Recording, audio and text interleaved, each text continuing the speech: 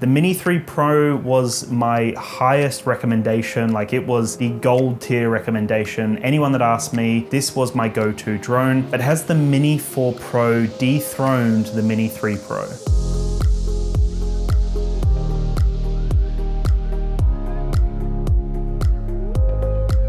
Hello beautiful internet family, my name is Dan Davis and I'm the creative director here on DansTube.TV, which is Australia's #1 ranked drone YouTube channel. I'm also the course creator over on the Fearless Drone Academy, so if you want to become a fearless drone pilot, check out my drone course over on fearlessdrone.academy. And today I've got an epic comparison between two phenomenal mini drones from DJI. We've got the Mini 4 Pro versus the Mini 3 Pro. So in this video, I'll discuss the two drones. I'll talk about all the differences between the two. And at the end, hopefully we'll come to a conclusion for you to help you figure out which drone is right for you. Also, if you do own the Mini 3 Pro, hopefully this video will help you identify if you need to upgrade to the Mini 4 Pro or whether you can wait for the next release. So as you can see, very similar footprint here. It is the same body, the same chassis. There's very subtle little differences here where it comes to the little like prop up pieces underneath the drone, as well as the actual landing legs, which you get on the Mini 4 Pro,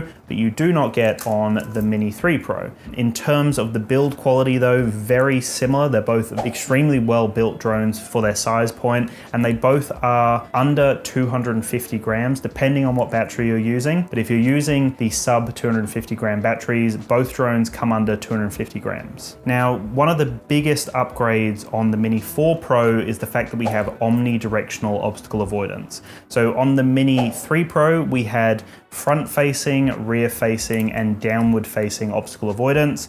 But on the Mini 4 Pro, even though it's using the same cutouts for the obstacle avoidance sensors, they are those larger fisheye-like obstacle avoidance sensors that actually have a larger field of view and allow them to actually see off to the right and the left. So that means that with the combined 6 sensors, this actually allows you to have full omnidirectional obstacle avoidance on the Mini 4 Pro because of the way that those sensors are designed. So that means that you are getting superior obstacle avoidance on the Mini 4 Pro. It can avoid in every single direction. But with that being said, the Mini 3 Pro can still handle most situations. I find that it does try to avoid flying left and right on the Mini 3 Pro because it knows that it can't see off to the left and the right. So just with some little tests I did, I noticed the obstacle avoidance would focus on trying to fly forward, back, and then down or up. It would limit its up motion because it can't see up like the Mini 4 Pro, and it would limit its left and right motion. So if you want more dynamic tracking,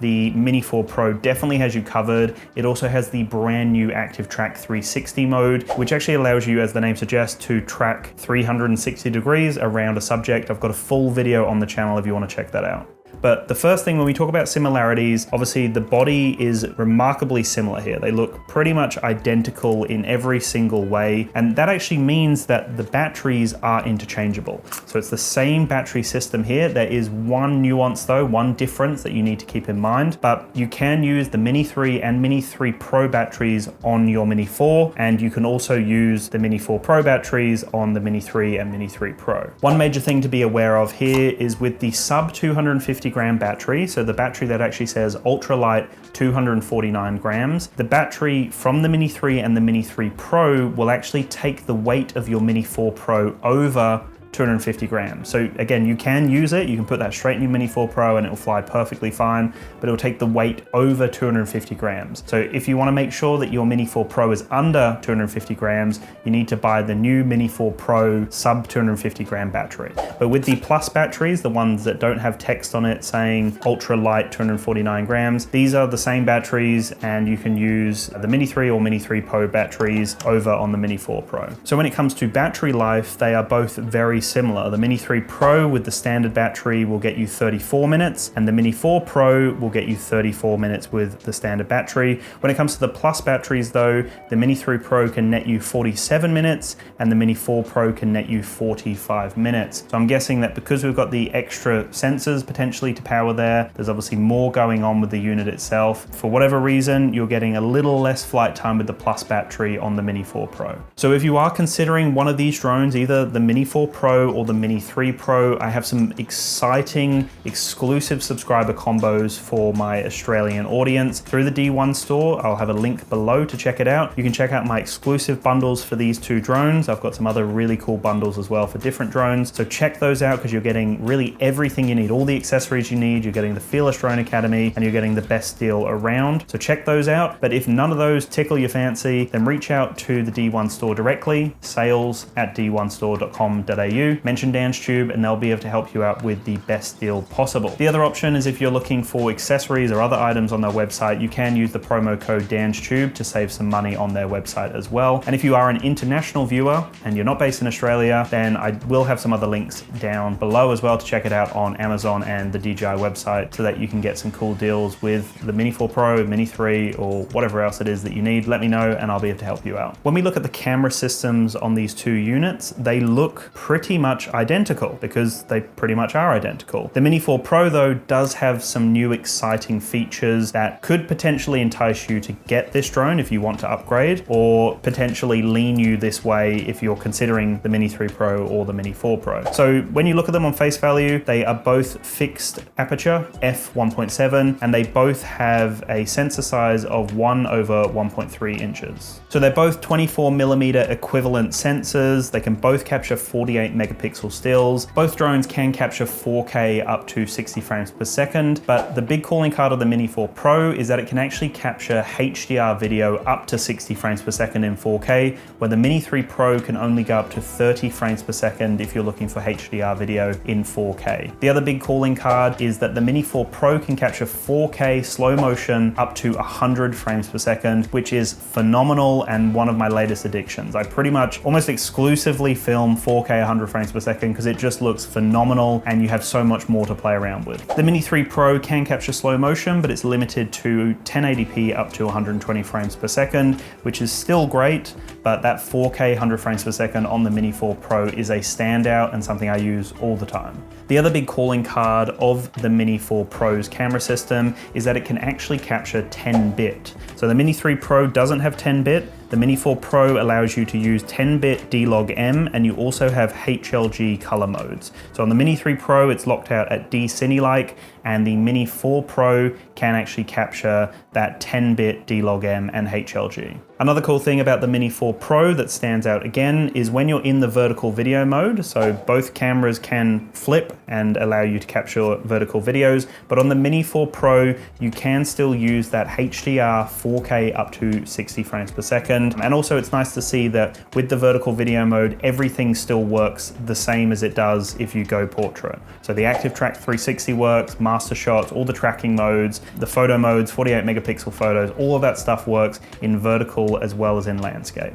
If you do want to save a bit of money and you don't think that the extra features are worthwhile on the Mini 4 Pro, the Mini 3 Pro is still a feature-packed mini drone. It's a sub 250 gram drone, like I said, still got a phenomenal camera system on it, capable of 4K 60. You're obviously not getting HDR up to 60 frames per second, but you get it up to 30 frames per second. It's still got obstacle avoidance and active track and master shots and a bunch of really cool features. So don't disregard this drone because, like I said, this was my favorite drone up until the Mini 4 Pro came out, and then it's just taken it to the next level again. Some more big calling cards from the Mini 4 Pro is that Active Track 360, and it's the first time we've seen Active Track 360 on a drone. First time ever, and to see it on a mini drone is extremely exciting because this is the first mini drone from DJI with Omnidirectional obstacle avoidance. So that means that you get the more advanced APAS 5.0, you get the Omnidirectional obstacle avoidance in every single direction, and you're getting Active Track 360, which is more than a novelty. It's not just fun to use, it's super practical, and it gives you the option to track from different rings. So you actually have like different paths that the drone can track on, and you draw around depending on if you want it to be nice and close to the subject or if you want it to swing around to more of a distant shot. You can change all the parameters of that and capture some extremely unique tracking shots. It's a lot of fun to use, really powerful stuff, and to see it exclusively on the Mini 4 Pro is exciting. You're also getting some other really cool Pro features that aren't available on the Mini 3 Pro. So first things first, we're getting the night video mode, which is is nice and something that a lot of people like to use in that low light setting where there's not too much light out. You know, it may be nighttime, but it also just may be a low light situation, overcast, whatever it may be. So you can utilize that night video mode. We're also getting waypoints, which was available on the Mavic 3 series, came to the Air 3, and now we've got it on the Mini brother, whatever you want to call it, the Mini 4 Pro. So to see waypoints, a pro offering on a mini drone, is again very exciting to see. And we also get cruise control, and cruise control is a great feature that allows you to lock out different speeds and movements that you might put into, you know, both sticks. You can have it moving around, like panning around a subject, as well as increasing in altitude, multiple different inputs, like 3-4 different inputs, and then you can lock it in with cruise control and the drone will continue on that path. So you're getting a bunch of new exciting features that you're not getting on the Mini 3 Pro. You're also getting the advanced return to home, which comes with some really cool augmented reality safety features. So you can actually see the home point in augmented reality when you're flying around. That's very handy. It also, when you put it into return to home, will show you the path that the drone's going to fly on to return to home so that you can see the obstacles and whatever else in the environment. And then also when the drone comes down to land, it will show you a shadow of where the drone's going to land, just so then you know it's not going to hit any debris or whatever it may be in the environment. So a lot of really cool features there. And as I mentioned, there's a bunch here. It's not just a small upgrade. A lot of people who saw this release thought, well, it's just the camera, you know, and like the camera's the same. There's not too many upgrades there, but as I've just highlighted, there are a bunch of new features. The camera has been improved, but you're also getting omnidirectional obstacle avoidance and all of those really cool features as well. Talking about the range and the different controllers that you can get, the Mini 3 Pro came with the DJI RC, which is still a great little smart controller. You don't need your phone, it's just all built in, ready to go. This is utilizing OcuSync 3, and you can get up to 12 kilometers of range for your Mini 3 Pro, whereas the Mini 4 Pro comes with the RC2, which is the more advanced RC from DJI. Comes with the antennas, you get better performance on the unit, you get internal storage, and it just is a faster, more responsive experience. So you're getting OcuSync 4, which allows you to get 20 kilometers of range. So a big jump here. The Air 3 is the only other drone at this point of me doing this video that has OcuSync 4, and now the Mini 4 Pro has OcuSync 4, so quite a big leap forward in terms of that technology. Both drones can handle some crazy wind conditions, and they're capable in really any situation you put them in. And like I said, because it's pretty much the same drone here, very similar flight experience. You're getting similar flight times, you're getting a very reliable flight experience. They can both handle some phenomenal wind speeds. It blows my mind how these drones can handle really any wind that you chuck at them. In terms of their the experience with them and what you can expect, they are both similar in that regard. They're very reliable, the cameras are phenomenal on them. The fact that you can go with the vertical video on both is great and very usable for a lot of people who create content on social media. And when you look at them, they look extremely similar in really every single way. The placement of the button, the DJI logo, it's just those big obstacle avoidance sensors, the big fisheye sensors that look clearly different on the Mini 4 Pro. It's also the landing legs that look different. But besides that, face value, they look similar, and the flight experience is similar on both units. So then it really comes down to where you're at in your drone journey. You know, if you own the Mini 3 Pro, is it worth upgrading? You know, it's a couple $100 more to get the Mini 4 Pro. There are so many new exciting features on the Mini 4 Pro, so it is a big jump forward. And I think for a lot of people, it is worthwhile upgrading if you own the Mini 3 Pro. I think if you have a different drone, let's say you have an Air 3 or a Mavic 3 or maybe a previous Mavic model, previous Air model, this is a really good complementary drone and a really good upgrade. You know, even though it's smaller than a lot of those previous drones, even like, you know, looking at the Air 2 or even like the Mavic 2 or one of the other mini drones, the Mini 2, Mini SE, this is a major leap forward, and to have it in such a small form factor is ideal for travel. It's ideal for, you know, film production if you really want to advance it again with all of those exciting features, the 10-bit, the 60 FPS, HDR and 4K. You know, all of these things are advancements, and I would say that this is probably one of the best feature-packed offerings right now from DJI, and it's in such a small form factor. It's cheaper than some of the, you know, more superior drones, I guess, like the Air 3 or the Mavic 3 series. And obviously they have, more improved camera systems, but this system here is very similar to the Air 3's camera system. So, when you compare it to the Air 3, which I'll have a full comparison on the channel, yes, you're getting another camera system, you're getting a larger drone with a few other things, but this guy competes very closely with the Air 3, which is a more expensive drone, a more advanced drone, more pro drone.